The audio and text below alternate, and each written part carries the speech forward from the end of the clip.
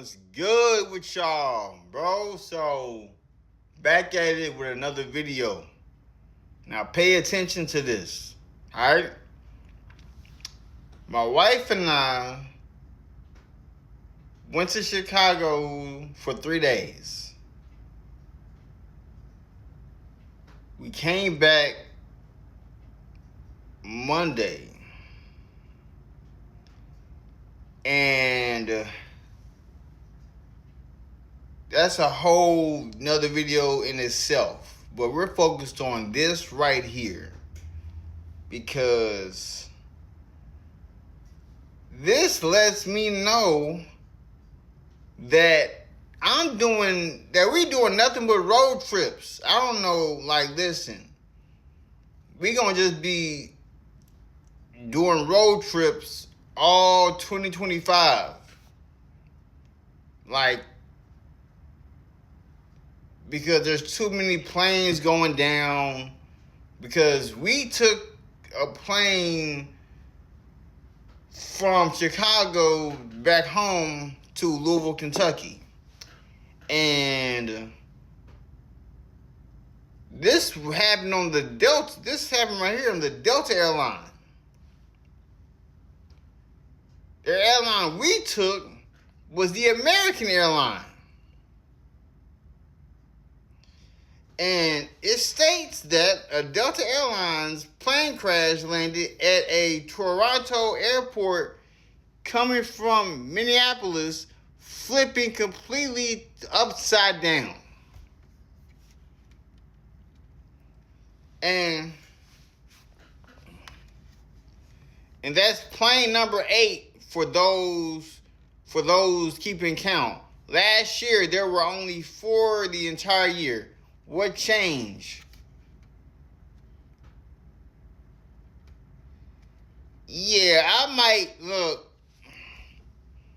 There was once upon a time where I wanted to be working for the airport, but not under these circumstances. Prayers to the families that survived.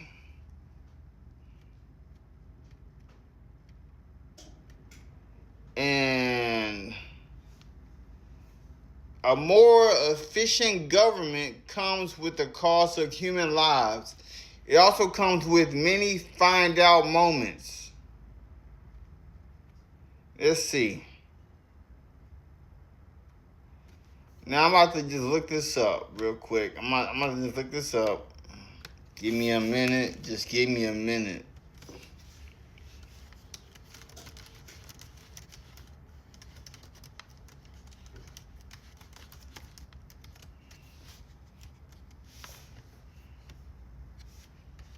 All right. What we know about the Toronto plane crash. And also, what I don't be understanding, these airports, they don't be wanting to tell people what's going on with the plane. They don't want to tell people what's going on with the plane. That ain't making no sense. Because if we are spending our hard-earned money to fly on these planes and y'all ain't gonna tell us? Y'all ain't gonna tell us? Y'all gonna keep it on the hush? That's crazy. The Delta flight with 80 people aboard crashed and flipped over while landing at Toronto Pearson International Airport on Monday. This happened while it was landing. A Delta Airlines passenger jet made a dramatic crash landing at Toronto Pearson International Airport on Monday afternoon, flipping upside down on the tarmac with its tail and one wing shorn off. But all 80 people aboard clambered out of the jet, which was coming from Minneapolis. At least 18 of them suffered injuries. 18? This is like a lawsuit. I feel like this is a lawsuit. Some of them critical, but not life-threatening.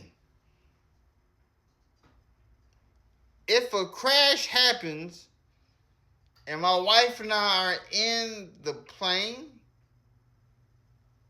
it is life-threatening. What do you mean it's not life-threatening? Stop it. The authorities are investigating the cause of the accident, which occurred amid strong winds and drifting snow. It was the latest in a spate of incidents that have rattled travelers globally, including a crash in South Korea in December that killed 179 people in a fatal mid-air collision near Washington, but that left 67 people dead. The mid-air collision in Washington, that didn't have to happen. That was planned. The plane could have went above the helicopter, or the helicopter could have went down.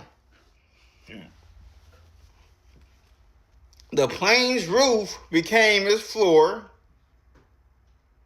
So Pete Kuv, a professional skier from Colorado who was on flight 4819, said that nothing seemed amiss during the plane's final descent. The second that the wheels hit the ground, then everything happened. Mr. Kuv, who's 28, said in an interview on Monday night, "The next thing I know, we're sideways. The plane skidded on his right side."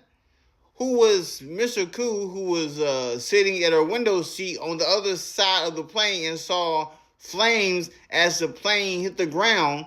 It eventually ended belly side up. I unbuckled pretty fast and kind of lowered myself to the floor, which was the ceiling. People were panicking. A video circulating on social media on Tuesday and verified by the New York Times may offer clues about what caused the plane to tilt to his right before flipping onto his back. The video taken from a nearby runway shows the aircraft landing hard on a snow-covered runway and then flipping over on its right side amid black clouds of smoke. The Times has so far been unable to reach the person who took the video. That reminds me of the employees who took video of what happened between the plane and the helicopter in Washington, and then they got fired for some reason because these airports don't be wanting to tell the real truth of what's going on with these planes. And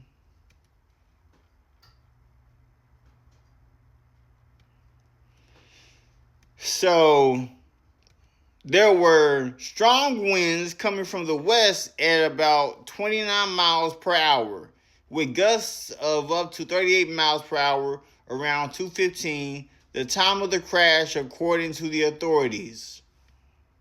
Like, this is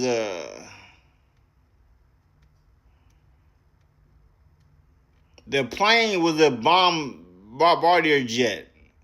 The model CRJ-900 aircraft was operated by an Endeavour Air, a Delta subsidiary that typically operates smaller planes for the airline. Listen, I don't know what's going on, but these airlines, these airports, they need to let people know what's going on with the planes. Don't keep people on hush. Don't keep people on hush.